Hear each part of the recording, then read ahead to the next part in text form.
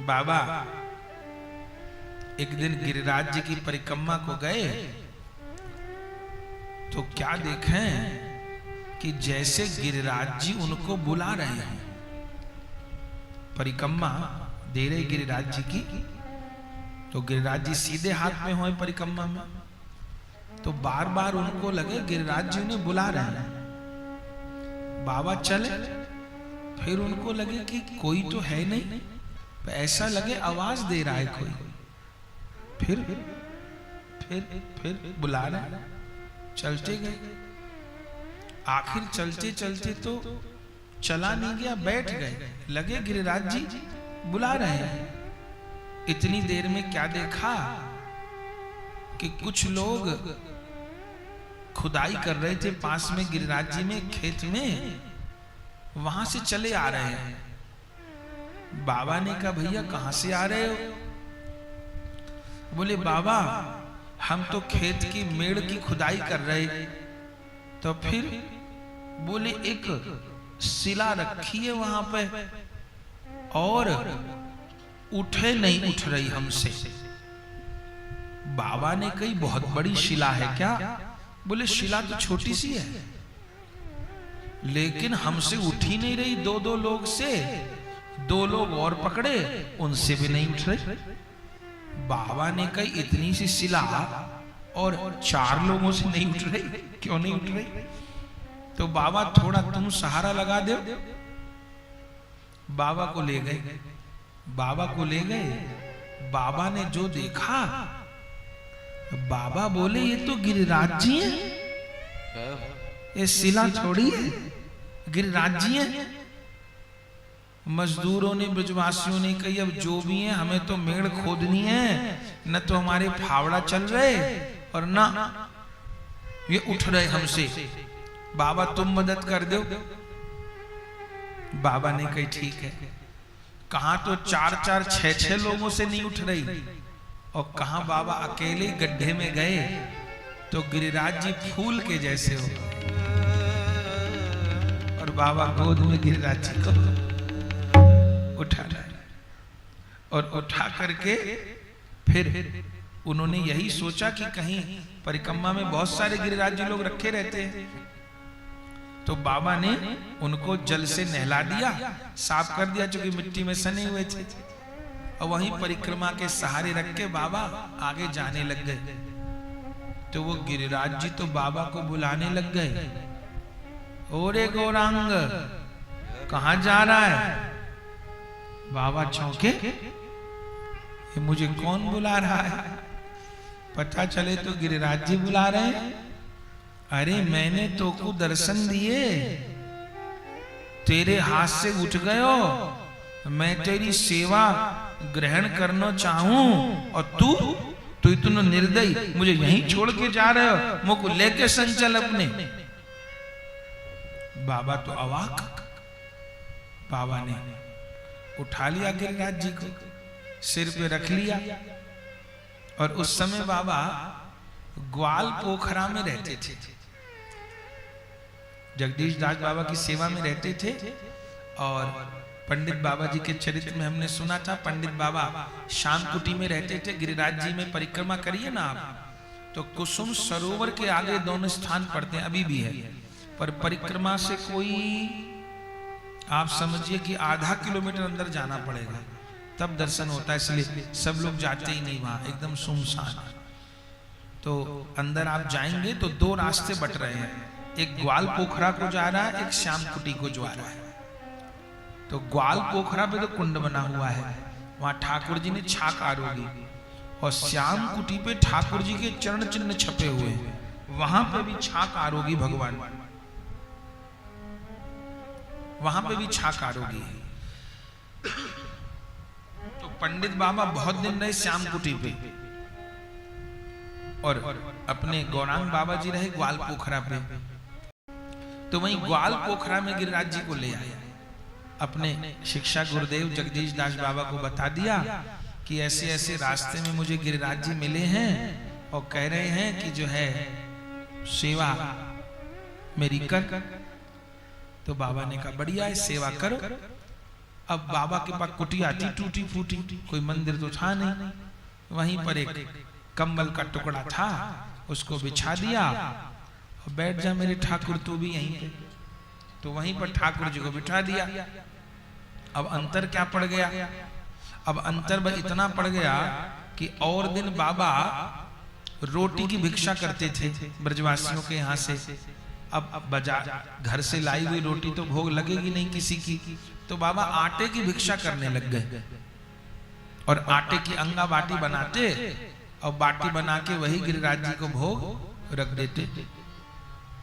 अब गिरिराज जी तो गिरिराज जी, एक दिन गौरांग बाबा जी से बोले 3 दिन हो गए फीकी रोटी खिलाते खिलाते, आज तो दाल बाटी चूरमा खिला दे। बाबा ने कही मैं कहां से दाल बाटी चूरमा लाऊं, कहां से घी लाऊं, कहां से दाल लाऊं? गिरिराज जी ने कही कि तू जहां से आटा मांगता है वहां से दाल भी मांग ले और वहां से घी भी मांग ले, थोड़ा बूरा भी मांग ले जहां से आटा मांगता है।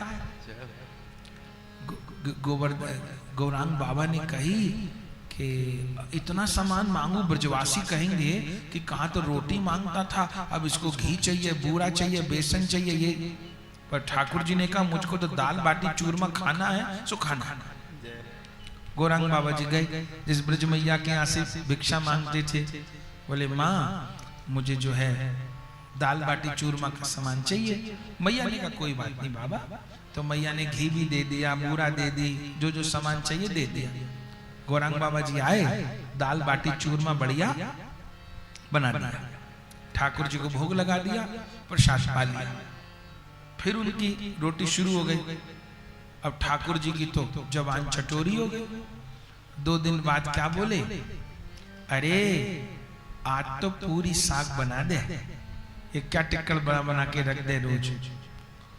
बाबा बोले पूरी साग कहां से लेके आऊं? बोले जहां से आटा मांग के लाता है। बाबा ने कहा ठीक है। अगले दिन फिर भुजमाई के पास पहुंच गए, मैया मुझे आलू दे दे, टमाटर दे दे, हरा धनिया दे दे, मिर्च दे दे, मसाला दे दे, ये दे दे, वो दे दे, एक कढ़ाई भी दे दे, थोड़ा घी भी दे दे। अब पूरी साग। और ठाकुर जी ने कहा हलवा जरूर बनाइयो, तो हलवा भी बना दिया, भगवान को भोग रख दिया। अब तो महाराज फिर 2-3 दिन बीते। ठाकुर जी बोले गौरांग दास आज तो रबड़ी का मन कर रहा है मेरा। गौरांग बाबा जी ने कहा अब ब्रजवासी मेरी पिटाई कर देंगे किसी दिन, कहेंगे बाबा जी बनाए भजन करने के लिए, कभी कहता है रबड़ी चाहिए, कभी कहता है। बोले नहीं तू बस रबड़ी मंगा दे मुझे किसी तरह। अच्छा बाजार की बनी हुई लेंगे। तो बाबा फिर किसी ब्रजवासी के गए, उससे दूध लिया, फिर दूध ओटा ओटा ओटा ओटा ओटा ओटा रबड़ी बनाई। अब भोग तो लगने लग गए। अब क्या बोले ठाकुर जी, गौरांग दास अब मेरे लिए थोड़े वस्त्र होने चाहिए, ये क्या तू मुझे नंगा उघाड़ा बैठाए रखता है, खुद नंग धड़ंग बाबा जी और मुझे भी ऐसा बना रखा है। तो बोले कैसे? बोले मेरे लिए बढ़िया थोड़ा पोशाक पटका हो, जरा सा अच्छा तो लगे। बोले चलो प्रभु पोशाक पटका की व्यवस्था भी हो जाएगी। तो किसी माई को कहा तो उसने कपड़ा दिलवा दिया, थोड़ी पोशाक पटका गिरिराज जी का हो गया, पहना दिया। अब तो ठीक है ना। अब 3-4 दिन क्या बात बोले, थोड़ा मुझे इत्र भी लगा दिया कर। गौरांग बाबा जी ने कहा इत्र लाऊं? बोले हाँ थोड़ा सा इत्र चिपड़ दिया कर, जरा मुझको अच्छा लगता है इत्र। बाबा इत्र ले आए। और 2-4 दिन बीते। बोले देख गौरांग दास पोशाक पहना दी, इत्र लगा दिया, लेकिन श्रृंगार तो बिल्कुल नहीं करता। अब बिना श्रृंगार का ठाकुर क्या अच्छा लगता है? तो बोले क्या क्या श्रृंगार चाहिए? बोले ज्यादा नहीं चाहिए, सोने की बंसी होए, चांदी की लकड़ी होए, झलमल करता मुकुट होए, मकराकृत कुंडल होए, मोती की माला होए, और ये हो और वो हो। बाबा ने कही कि तुम्हारे पिताजी कमा के नहीं रख गए यहाँ, कि मैं तुम्हारी सोने की बंसी बनवाऊं और तुम्हारी चांदी की लकड़ी बनवाऊं, ये बनवाऊं वो बनवाऊं। मैंने कहा था मेरे यहाँ आना, मैं फक्कड़ बाबा जी सब कुछ छोड़ के बाबा जी बना हूं, और अब ब्रजवासी मेरी हंसी उड़ाते हैं। कहा तो मैं रोटी मांगता था, अब किसी के जाके कहता हूँ बेसन दे दो, किसी के जाके कहता हूँ घी दे दो, किसी के कहते बूरा दे दो। लोग कहते बाबा चटोरा है, खुद बना के खाता है। लोग भरोसा भी नहीं करते मेरी बात का। और अब मैं सोने की बंसी और चांदी के मुकुट कहां से लेके आऊं? मेरे बस की नहीं है। ऐसे तुम्हें रहना है तो रहो, नहीं तो मेरे बस की नहीं है। गिरिराज जी ने कहा तू ऐसे बिगड़ रहा है मेरे ऊपर। बोले मैं क्या करूं, मुझको दुखी कर दिया। मैं यहाँ भजन करने आया, मुझे गुरु लोग की सेवा करनी होती है। ठाकुर जी कहते ठीक है, अब मैं आज से भोग नहीं लगाऊंगा। अरे महाराज ऐसा मत करो, या तो मुझे मुकुट लेके आ, मुझे बंसी लेके आ, कहीं से लेके आ, न तो मैं भोग नहीं लगाऊंगा। बड़े संकट में पड़ गए। गौरांग बाबा जी आए जगदीश दास बाबा के पास। ये सत्य घटना आपको सुना रहे। आज भी वो गिरिराज जी हैं, आज भी है। कहाँ है जानते हैं? अपने परम गुरुदेव का स्थान है राधा रमण निवास। राधा रमण निवास बोलते हैं। अपने परम गुरुदेव भगवान का स्थान है वो, बाबा की समाधि है। तो जो मंदिर में मुख्य ठाकुर है ना गिरिराज जी, इन्हीं की बात हो रही है। अब की बार जाओ वृंदावन तो दर्शन करिए, आज भी है ठाकुर। और बड़े गुरु महाराज के सेवती है, मुख्य मंदिर में गिरिराज जी हैं। बाकी जो ठाकुर आए वो तो पीछे हैं। इधर निताई गौरांग महाप्रभु हैं, वहां दो ठाकुर प्राचीन है। एक तो गिरिराज जी, वो बाबा के सेवित, और अभी एक और आगे वर्णन आएगा वो छोटे चित्रपट ठाकुर जी, वो दो प्राचीन, वो बाबा के समय के, बाबा के ही मान। तो जगदीश दास बाबा जी के पास गए गौरांग बाबा जी, बड़े दुखी। जगदीश दास बाबा ने कहा बेटा तू तो कई दिन से सेवा में भी नहीं आया। बोले गुरुदेव क्या करूं, मैं तो अच्छा गिरिराज जी गया, गिरिराज जी मेरे गले पड़ गए। बोले क्या हुआ? बोले आपने तो कहा था कुटिया में सेवा पधरा लो, वो तो बड़े बिलासी ठाकुर हैं, कभी कहते ये चाहिए, कभी कहते वो चाहिए। अब हट पकड़ रखा है, मुझे सोने की बंसी दिलवा, मुझको चांदी का मुकुट दिलवा, चांदी की लकड़ी दिलवा, न तो मैं भोजन नहीं करूंगा। मैं क्या करूं? जगदीश दास बाबा बड़े हंसे। बोले अच्छा गिरिराज मेरे गौरांग को ऐसे सता रहा है? बोले हाँ बाबा ऐसे कर रहा है, मैं क्या करूं? जगदीश दास बाबा ने कहा ऐसा कर, तू गिरिराज जी को वापस गिरिराज जी में रखा और उनको कहना कि मैं मानसी सेवा तो कर सकता हूं, लेकिन मैं प्रगट वाली सेवा नहीं कर सकता। या तो किसी वैष्णव के यहाँ पधरा दो, जानते तो थे ही वैष्णव लोग। फिर बाद में उन्हीं के यहाँ से आश्रम में ठाकुर जी आ गया जो अभी विराज रहे, और हाथ जोड़ के कह दो, क्षमा मांग लो कि प्रभु मैं मानसी सेवा में तो आपकी इच्छा पूरी कर सकता हूं, पर प्रगट में मैं कहां तक सामान इकट्ठा करूंगा, संभव नहीं।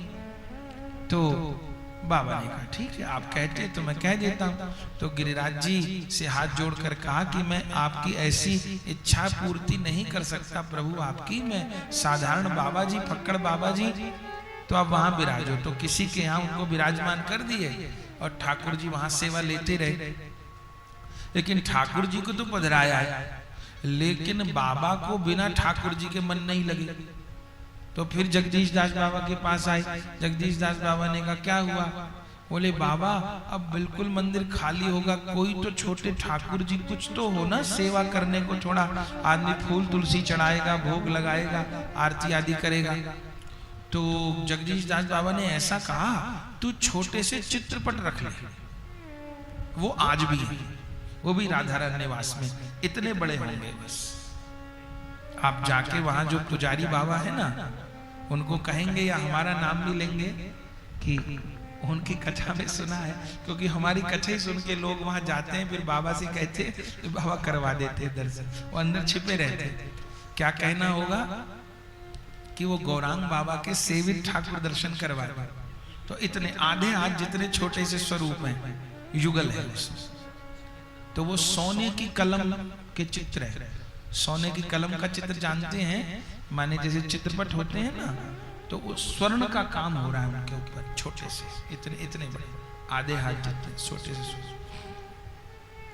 तो वो तो वो बाबा को स्वरूप किसी ने दे दिए। तो बाबा उनको रखने लग गए, और बाबा उनको रखते भी कहाँ थे, अपनी माला झोली में, छोटे से तो उन्हीं को रख लेते थे, तो उन्हीं को लेके घूमते थे, और जब सेवा होती थी तब उनकी सेवा कर देते थे। और सेवा क्या करते थे, वो फूल तुलसी चढ़ाते थे उनको, और तो क्या रोटी मांग के खाते थे। अब महाराज वो चित्रपट वाले ठाकुर भी बिगड़ गए, अब वो भी बाबा से मांगने लगे। और वहां ठाकुर जी तो कम बोले, श्री जी ने बोलना शुरू कर दिया। चित्रपट वाली श्री जी बाबा से क्या बोली, बाबा मुझे लहंगा चाहिए, मुझे चूड़ी चाहिए। बाबा फिर फंस गए, बोले कि अगर मैंने किसी ब्रजमाई को जाके ये कहा कि लहंगा दे दो, तब तो ब्रजवासी गाली देंगे, लगता है बाबा ने ब्याह कर लिया, तब तो लहंगा फरिया मांग रहा है, गाली और खाऊंगा ब्रजवासियों से, करूं क्या। पर राधा रानी रोज कहे, बाबा मुझे लहंगा चाहिए, ठाकुर जी कहे मुझे धोती चाहिए, मुझे पटका चाहिए।